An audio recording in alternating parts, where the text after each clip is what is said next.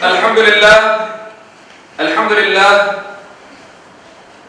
إن الحمد لله نحمده ونستعينه ونستغفره ونعوذ بالله من شرور أنفسنا ومن سيئات أعمالنا من يهده الله فلا مضل له ومن يضلل فلا هادي له نشهد أن لا إله إلا الله وحده لا شريك له ونشهد أن سيدنا وسندنا ومولانا محمدا عبده وحبيبه ورسوله أما بعد فيا عباد الله اتقوا الله وأطيعوا إن الله مع الذين اتقوا والذين هم محسنون قال الله تعالى في محكم كتابه الكريم بسم الله الرحمن الرحيم وابتغ فيما آتاك الله الدار الآخرة ولا تنسى نصيبك من الله ولا تنسى نصيبك من الدنيا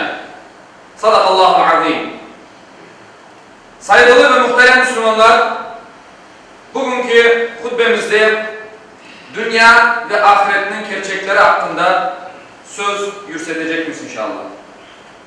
Saygılı ve muhterem Müslümanlar, İnsan hayatı tek bu dünyadan ibaret değildir. İnsanın ahireti de var. Bunların eksi de çok mühimdir. Bunların eksi için çalışmak gerekmez. Ali radıyallahu anh aytkanı gibi bu dünya ahiretimizin tarlasıdır. Yani bu dünyada ne saçar isek ahiretimizde de onu alırız. Yaxşı bir iş yapsak ahiretimizde de bizlerden hayırlı neticeler bekler. Ama yaramayan işlerle uğraşıp dursak bu dünyada elbette ki bizlerden öbür dünyada yaramayan ve acınıklı neticeler bekler. Yüce Mevlamız Allah Celle Celaluhu bizlerge dualardan misal verip bizim şu şekilde dua yapmamızı öğretti.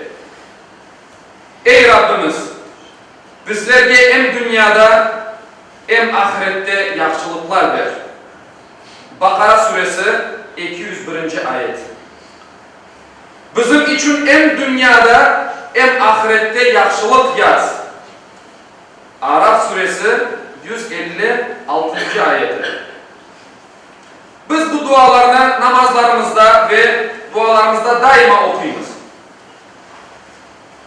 Bir tek dünya için çalışıp ahiretini unutkan kimseler hakkında da Yüce Allah Kur'an-ı Kerim'de şu şekilde buyuruyor.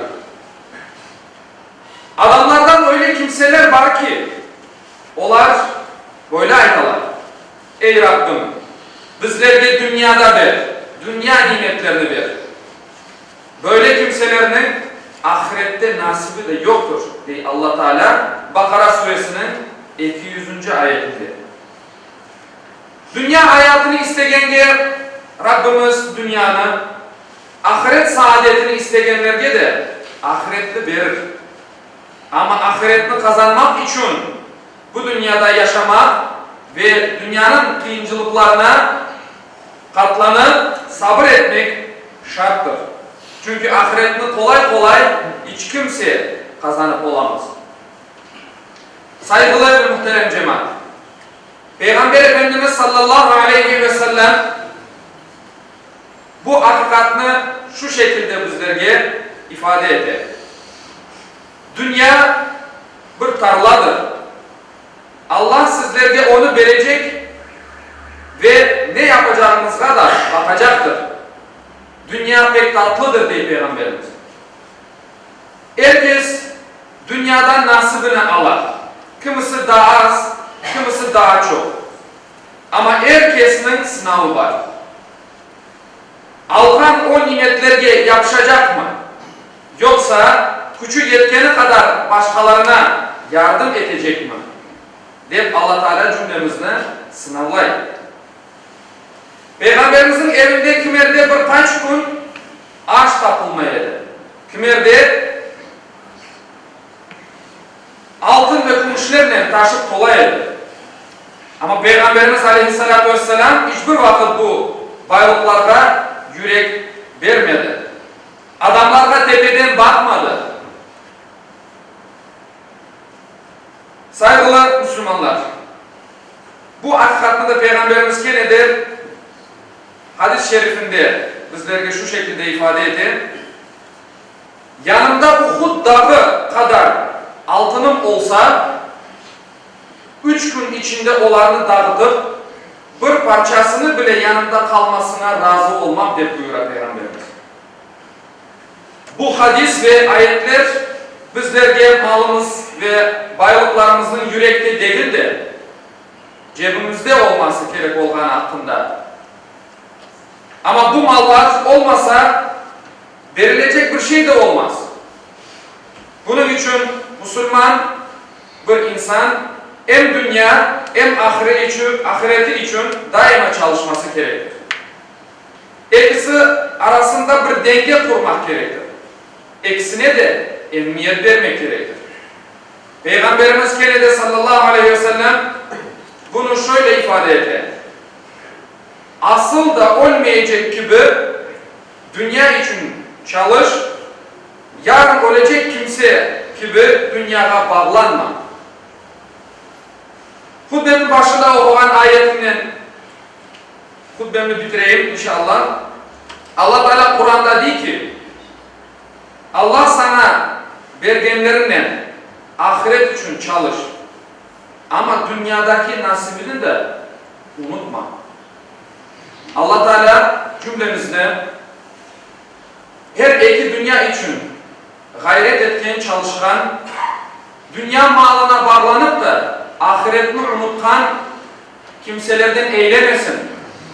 Allah Teala cümlemizge esas asıl olan hayatımızda hazırlıklarını etken kullarından eylesin.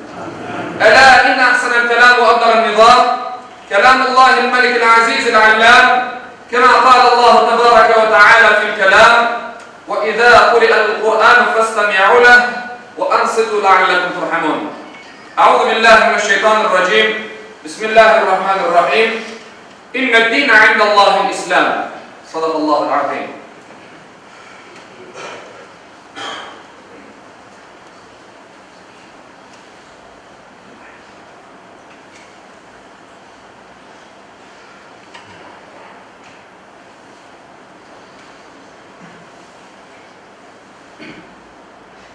الحمد لله حمد الكاملين والصلاة والسلام على رسولنا محمد وعلى آله وصحبه أجمعين تعظيما لنبيه وتكريما لفخامة شان شرف صفيه فقال عز وجل من قائل مخبرا وآمرا إن الله وملائكته يصلون على النبي يا أيها الذين آمنوا صلوا عليه وسلموا تسليما اللهم صل على محمد وعلى آله كما صليت على محمد اللهم بارك على محمد وعلى آل محمد كما باركت على إبراهيم وعلى آل إبراهيم إنك حميد مجيد اللهم بارك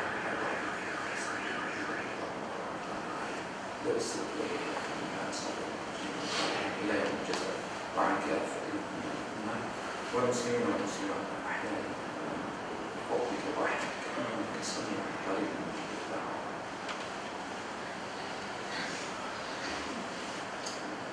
عباد الله إن الله يأمر بالعدل والإحسان وإيتاء ذي القربى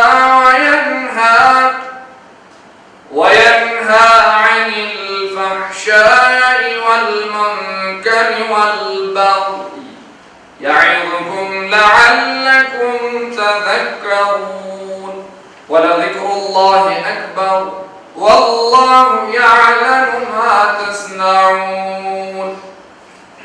Cumanız hayırlı mübarek olsun.